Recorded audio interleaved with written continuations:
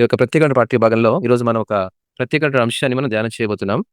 ఈ అంశం చాలా సార్లు మనం అందరం అనుకునేటువంటి ఒక పాజిటివ్ వేలో థింక్ చేస్తుంటాము. కొన్నిసార్లు అది క్లిష్టమైనటువంటి మార్గంలో బైబిల్ మనకు బోధిస్తుంది. దేవుని చిత్తం లేకుండా వచ్చేటువంటి విజయము వైఫల్యం కన్నా ఎక్కువ ప్రమాదకరమా అనేటువంటి ప్రశ్న. దేవుని చిత్తం కంటే లేకుండా వచ్చేటువంటి విజయాలు వైఫల్యం కంటే ఎక్కువ ప్రమాదకరం అనేటువంటిది ఈరోజు మనం ధ్యానం చేయాలి. నా వాయిస్ క్లియర్‌గా ఉందా మీకు? వినిపిస్తుందన్న. వినిపిస్తుంది కదా! రైట్. ఓకే. ఓకే. సో, ఇప్పుడు దేవుని చిత్తం లేకుండా వచ్చేటువంటి విజయాలు. మనకేమనిపిస్తదంటే విజయం వచ్చిందంటే దేవుని చిత్తం అనిపిస్తది. వైఫల్యం వచ్చిందంటే దేవుని చిత్తం లేదనిపిస్తది. కానీ కొన్నిసార్లు, కొన్ని సందర్భాల్లో విజయానికి, వైఫల్యానికి దేవుని చిత్తంతో మనం ముడిపెట్టేది కాదు అని మనము ఈ యొక్క కొన్ని లేఖనాల భాగాల ద్వారా మనం చూడాలి. ఎందుకంటే క్రైస్తవ విశ్వాసంలో చాలామంది ఏమనుకుంటారంటే, మనకేదైనా విజయం వచ్చిందనుకోండి, దేవుడు మనల్ని ఆశీర్వదించాడనుకుంటాము. ఏదైనా నష్టం కలిగిందంటే దేవుడు నన్ను ఆస్వాదించలేదు అని అనుకుంటాం. సాధారణంగా మనందరికీ తెలిసినటువంటి ఒక యోబు ఎగ్జాంపుల్ మనందరికీ తెలిసిన విషయమే. ఆ విషయంతోనే మనం ప్రారంభించుకుందాము వాక్య భాగాన్ని. యోబు జీవితంలో నష్టపోయాడు. యోబు సమస్తాన్ని నష్టపోతూనే ఉన్నాడు. కానీ దేవుడు అతనితో లేడనా? అతను ఓడిపోయాడనా? కానే కాదు గదా! ఆ సందర్భం మనకు తెలిసిందే. యోసేపు అమ్మివేయబడ్డాడు. ఐగుప్తు వర్తకులకు అమ్మివేయబడ్డాడు. అయినా నష్టపోయినట్టా? కానే కాదు. గొర్రెల కాపరిగా ఉన్నటువంటి దావీదు నష్టపోయాడా? కానే కాదు. అయితే అందరి పరిస్థితుల్లో కూడా ఇలాంటి సందర్భాలుంటాయి. అయితే విజయం వెనుక మరి దేవుని చిత్తం లేదనుకోండి, అది నష్టానికంటే భయంకరమైంది అనేటువంటి సత్యాన్ని ఈరోజు మనం తెలుసుకోవాలి ఈ యొక్క ప్రాముఖ్యమైన వచనాల్లో. అయితే ఇక్కడ మనం తెలుసుకోవాల్సినటువంటి ఒక వచనం ఉంది, గమనించండి. మార్కు సువార్త 8:36. దాంట్లో ఏమని రాయబడిందంటే, ఈ ప్రాముఖ్యంగా ఈ వచనంలో ఎవరైనా మీరు చదివి వినిపించొచ్చు. అయితే ఒకడు సర్వలోకమును సంపాదించి తన ప్రాణాన్ని పోగొట్టుకొనుట వానికి ఏమి లాభము అని రాయబడింది. ఒకడు సర్వలోకమును సంపాదించి తన ప్రాణమును పోగొట్టుకొనుట వానికి ఏమి లాభం. యేసుప్రభు వారు అంటున్నారు, వాడు సర్వలోకమంతా సంపాదించాడంటే he is a victorious person. చాలా విజయవంతుడు అన్నట్టు. తనకి ఆస్తిపాస్తులు ఉన్నాయి, మంచి ఐశ్వర్యం ఉంది, తనకి భూమి మీద ఏదైతే కావాలో సంపద వాడికి ఉంది. అంటే వాడు లోకమంతా సంపాదించేశాడు. చెప్పాలంటే మంచి మిలియనర్, బిలియనర్ లాంటోడే వాడు. కానీ తన ప్రాణంని పోగొట్టుకొనుట వానికి ఏమి లాభము అంటే, ఇక్కడ దీని అర్థం ఏంటంటే, దేవుని చిత్తము లేనటువంటి జీవితము వ్యర్థము అనేటువంటి ఉద్దేశాన్ని ఇచ్చేటువంటి మాట యేసుప్రభు వారు చెప్తున్నారు. దేవుడు లేకుండా ఆ ప్రాణం పోతే ఏం లాభం? దేవుడు లేకుండా ఆ ప్రాణం పాతాళానికి దిగిపోతే ఏం లాభం? ఈ యొక్క ప్రశ్న మనము ఈరోజు ఒకసారి జ్ఞాపకం చేసుకోవాలి. ఇంకొంచెం మనము లోతుగా వెళ్ళినట్లయితే, ఈ ప్రశ్న వెనక ఒక ముఖ్యమైనటువంటి ఆలోచన ఏంటంటే ఫెయిల్యూర్. దేవుని చిత్తం లేకుండా వచ్చేటువంటి విజయం అంటే సక్సెస్ వితౌట్ గాడ్స్ విల్ అని. సమస్య విజయం లేదా వైఫల్యం కానే కాదు ఇక్కడ. సమస్య దేవునితో సరైనటువంటి సంబంధం లేకపోవడం. అంటే లూకా సువార్త 12:20లో అంటాడు, మూర్ఖుడా, ఈ రాత్రి నీ ప్రాణాన్ని అడిగితే నువ్వేం చేస్తావు అనే ప్రశ్న అడుగుతాడు. అదే మాట లూకాలో కూడా రాయబడింది. మూర్ఖుడా, ఈ రాత్రి నీ ప్రాణం అడిగితే నువ్వేం చేస్తావు? అంటే సర్వలోకాన్ని సంపాదించినటువంటి వారిని దేవుడు అంటున్నాడు మూర్ఖుడు అంటున్నాడు. సర్వలోకాన్ని సంపాదించినటువంటి వాడు ఒక విజయవంతుడు, అంటే భూమి మీద నేను బాగా ఐఎమ్ సక్సెస్ఫుల్ పర్సన్ అనేటువంటి వ్యక్తిని దేవుడు అంటున్నాడు, నీ ప్రాణం పోతే ఏం లాభం అంటున్నాడు. అంటే ఈరోజు మనం తెలుసుకోవాల్సినటువంటి విషయం ఏంటంటే, మన జీవితంలో మనము కొన్ని వేస్తాం. అంటే if it is very good we feel I'm very much blessed. Abraham, Lot ఇద్దరు విడిపోవాల్సిన సందర్భం వచ్చినప్పుడు లోతు ఒకవైపు చూశాడు, మైదానాన్ని చూశాడు, పచ్చగా ఉన్నటువంటి ప్రాంతాన్ని చూశాడు, ఆశీర్వాదం అనుకున్నాడు, అక్కడ బాగా నేను వర్ధిల్లుతా అనుకున్నాడు, వెళ్ళిపోయాడు. కానీ చివరికి అది సొదొమ గొమొర్రాగా మారింది. దేవుని యొక్క ఉగ్రత దాని మీదకి వచ్చింది. Blessing is not compared to the earthly things. ఆత్మ సంబంధమైనటువంటి ఆశీర్వాదాలతో ముడిపడేదిగా ఉంటుంది. శరీర సంబంధమైనటువంటి వాటితో కానే కాదని మనం గుర్తుపెట్టుకోవాలి. That is most important. కళ్ళకు కనిపించేటువంటి రమ్యమైంది, కళ్ళకు కనిపించేటువంటి చాలా ఆకర్షణీయమైంది, మన హృదయానికి బాగా తాకేటువంటి ఆహ్లాదకరమైనటువంటి అన్ని విజయాలుగా అనుకోవడము పొరపాటు అని ఈరోజు ఈ లేఖన భాగాల్లో మనం నేర్చుకోవాలి. అయితే నిజమైనటువంటి విజయము ఆస్తిపాస్తులు రావచ్చు, ఆరోగ్యం ఉండవచ్చు, ఐశ్వర్యం ఉండవచ్చు, మంచి సక్సెస్ ఉండవచ్చు. కానీ అది దేవుని చిత్తంతో ముడిపెట్టబడినప్పుడే అది ఆశీర్వాదంగా మారుతది అని మనం గ్రహించాలి. అయితే ఇక్కడ ఇంకొక పాయింట్ చూడండి. నేను ఇక్కడ చెప్తా చూడండి. ఇలా మరి లూకా సువార్త 12:20లో మనం చదివినటువంటి అదే మాటలో, "ఈ రాత్రి నీ ప్రాణం అడుగుతే ఏంటి" అని అడిగాడు గదా! అక్కడ అతడు ధనవంతుడయ్యాడు. అతడు భవిష్యత్తు కోసం చాలా మంచి ప్లానింగ్ చేసుకున్నాడు. నా ఫ్యూచర్ ఏంటో సెక్యూర్ చేసుకున్నాడు. తన యొక్క నెక్స్ట్ 10-20 ఇయర్స్ వరకు గూడా మంచిగా సెటిల్‌మెంట్ చేసుకున్నాడు. అయితే ప్రాముఖ్యంగా ఏంటంటే ఇక్కడ ఆత్మీయ అంధత్వం అంటే స్పిరిచ్యువల్ బ్లైండ్‌నెస్‌ని సూచిస్తుంది. ఇంకోటేంటంటే చాలా సార్లు నాకు మానవునికి దేవుడు అవసరం లేనటువంటి భావన.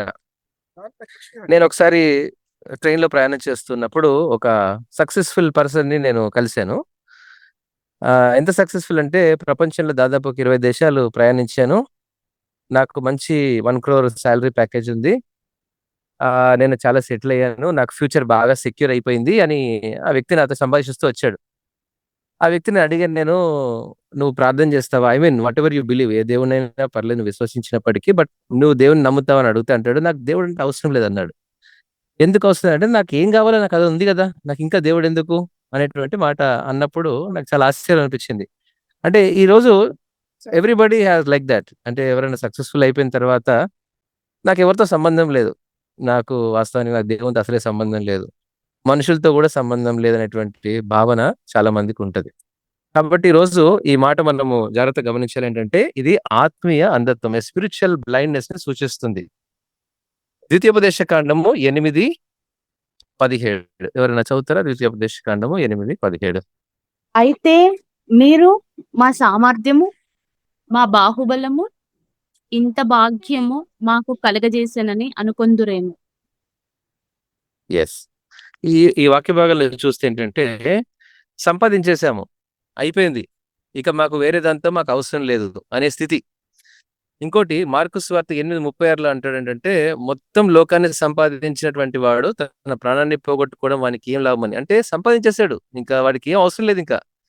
ఒక 20 ఏళ్ళు, 30 ఏళ్లకు తరతరాలు మరి కూర్చొని తినేటువంటి ఆస్తి, తరగని ఆస్తి, కడుపు నిండా భోజనము, మంచి భవిష్యత్తు, సెక్యూర్డ్ లైఫ్ ఇవన్నీ ఉన్నట్లయితే ఏం లేదు అంటే ఆత్మీయ అంధత్వంలో జీవిస్తున్నాడని. అంటే దేవుడు అతనికి లేనటువంటి స్థితిని చేస్తుంది.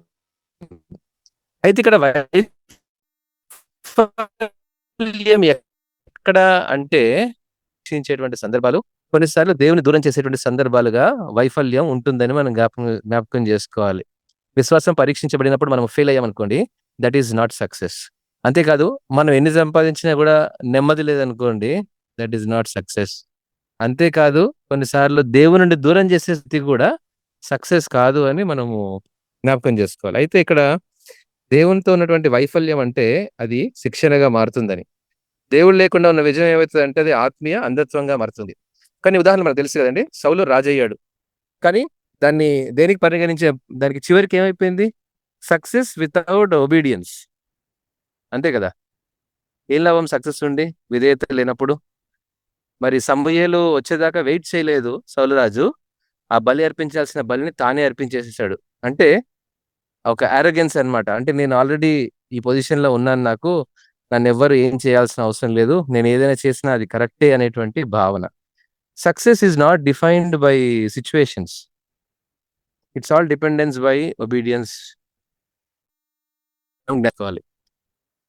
ఇంకా కొన్ని సందర్భాల్లో మనము జాగ్రత్తగా చూసినట్లయితే ఈ ఈ లేఖన భాగాలన్నీ కూడా ఒక్కొక్కటి మనకు అర్థమవుతున్నట్టు ఉంటుంది కానీ, చాలా సార్లు మనం కొన్ని దాటివేస్తుంటాం. ఏదన్నా ప్రార్థన చేసుకోకుండా ఏదైనా ప్రాంతానికెళ్ళి ఒక పని జరిగించామనుకోండి. ఆ పని జరిగించిన తర్వాత మనము బానే జరిగింది గదా! అబ్బా! దేవుని చిత్తమండి. చాలా బాగా జరిగింది అని అనుకుంటాం. కానీ తర్వాత ఎప్పుడైనా దాంట్లో సమస్యొచ్చిందనుకోండి, అప్పుడు ఏమంటాం దాన్ని? అప్పుడు మరలా ఎందుకు దేవుడు నన్ను పరీక్ష పెడుతున్నాడు అనుకుంటాం. కాబట్టి ఇవన్నీ కూడా మనకి మనమే వ్యక్తిగతంగా బేరీజు వేసుకొని ఉంటాం మనం ఇక్కడ. మొదటి సమయంలో మరి 15:22లో అంటాడు ఆజ్ఞ పాలన బలి కన్నా ముఖ్యం గాదంటాడు. అంటే ఇటువంటి ఆలోచన సమూయేలు యొక్క జీవితంలో మనం చూడగలం. యోసేపు బానిసగా అమ్మబడ్డాడు. జైల్‌లో ఉన్నాడు. కానీ దేవుని చిత్తంలోనే ఉన్నాడు. మరిప్పుడు సక్సెస్‌ని దేనితో డిఫైన్ చేసాం ఇక్కడ? మీకందరికీ బహుశా ఈ విషయాలు అర్థమవుతున్నాయని అనుకుంటున్నాను. Success is not by situations. మనకున్న పరిస్థితులను బట్టి కాదు. మనకున్న స్థితిగతి బట్టి కాదు. దేవుని చిత్తంలో మనం ఉన్నాము అంటే అది ఏ పరిస్థితుల్లో ఉన్నా కూడా, అది దయనీయ పరిస్థితి అయినా, అనారోగ్య పరిస్థితి అయినా, అది బలహీన పరిస్థితి అయినా, అది ఆర్థిక ఇబ్బంది అయినా, దేవుని చిత్తంలో ఉన్నామంటే మనము సక్సెస్ లో ఉన్నామనేటువంటి భావన ఇక్కడ మనం గ్రహించగలగాలి. అంతేకాదండి, ఇక్కడ దేవుడు లేకుండా విజయం ఏంటంటే అది స్వంతగా ఆధారపడినటువంటి జీవితం అన్నమాట. అది స్వతహాగా తీసుకునేటువంటి నిర్ణయాల మీద ఆధారపడుతుంది. అంటే దేవుని అవసరం తగ్గిపోవడం, ప్రార్థన తగ్గిపోవడం, అందులో గర్వాన్ని పెరిగిపోయేటువంటి స్థితి, అహంకారం, స్వయం అనేటువంటి ఆలోచన. ఆత్మీయ జీవితం ఏమైపోతుందంటే చనిపోతుంది, ఇంకంతే. ఆత్మీయ అంధత్వం ఎక్కడ దారితీస్తుందంటే స్పిరిచువల్లీ డెడ్ లోకి వెళ్ళిపోతుంది కదా. కాబట్టి అలాంటప్పుడు మనము విజయాన్ని మనము మన యొక్క మాటలతో మనం దాన్ని వర్ణించలేము. తర్వాత మరొక ప్రాముఖ్యమైన విషయం మనం చూద్దాము. మరొక ప్రాముఖ్యమైన వచనం ఏంటంటే, నేను ఒక వాక్య భాగం చెప్తాను చూడండి. ఆదికాండము 13:10లో లోతు జీవితంలో జరిగినటువంటి ఒక సంఘటన మనం చూద్దాము. అయితే ఈ 13:10 నుంచి 13 వచనాల్లో దేవుని చిత్తం లేకుండా కనిపించేటువంటి విజయాన్ని వెంబడించడం ఎంత ప్రమాదకరమో మనం ఇక్కడ ఉదాహరణ చూడగలం. అయితే ఈ యొక్క 3 వచనాలు మనం చూసినట్లయితే, పచ్చగా ఉన్న ప్రాంతాన్ని ఎంచుకున్నాడు లోతు, సారవంతమైన ప్రాంతాన్ని ఎంచుకున్నాడు లోతు, అబ్రహాము కంటే మించినటువంటి ఆశీర్వాదం అనుకున్నాడు, అబ్రహాము కంటే మించిన బ్లెస్సింగ్. ఒకవేళ మిమ్మల్ని నేను ఒక ప్రాంతానికి తీసుకొని వెళ్ళి, ఈ పక్కన 3 పంటలు పండే పొలం ఉంది, ఈ పక్కన బీడు భూమి ఉందని అనుకోండి. రెండిట్లో నీకు ఏది కావాలో ఆస్తిలో అని అడిగారు అనుకోండి తండ్రి. అప్పుడు ఖచ్చితంగా ఎలాంటి కుమారుడైనా కానీ ఆ 3 పంటలు పండే పంటే నాకు కావాలి, ఎందుకంటే దాంట్లో నాకు చాలా రాబడి వస్తుంది, నేను చాలా ఆస్వాదించబడతాను అనుకుంటాడు. Always we need a best in our life, తప్పేం కాదు. కానీ ద బెస్ట్ ని మనం చూస్ చేసుకునే ముందు అది దేవుని చిత్తంలో ఉందా లేదా మనం ఒకసారి చెక్ చేసుకోవాలన్నది ఈ రోజు ఆత్మీయ పాఠంగా మనము పరిగణించాలి. ఇందులో మనము జాగ్రత్తగా ఈ యొక్క సత్యాన్ని మనం గ్రహించగలిగితే, లోతు కనిపించినటువంటి విజయాన్ని చూశాడు, కానీ అబ్రహాము కనిపించినటువంటి దేవుని వాగ్దానం వైపు చూశాడు. అందుకే అబ్రహాము అప్పుడే పునాదులు గల పట్టణాన్ని చూశాడు అనేటువంటి మాట రాయబడింది.